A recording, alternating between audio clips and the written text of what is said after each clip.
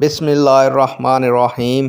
الصلاۃ والسلام علیکہ یا رسول اللہ وعلی آلکہ و صحابکہ یا حبیب اللہ۔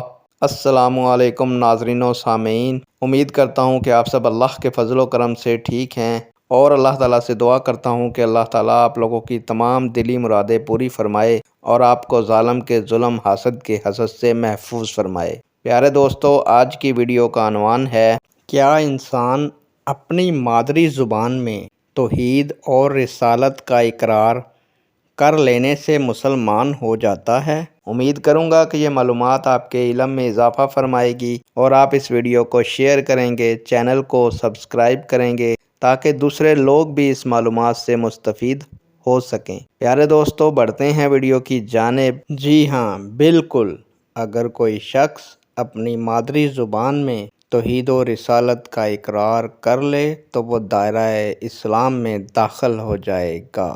نیک دعاؤں کے ساتھ آپ سے اجازت چاہوں گا۔ اللہ تعالیٰ آپ کا اور میرا حامی و ناصر ہو۔ اللہ حافظ۔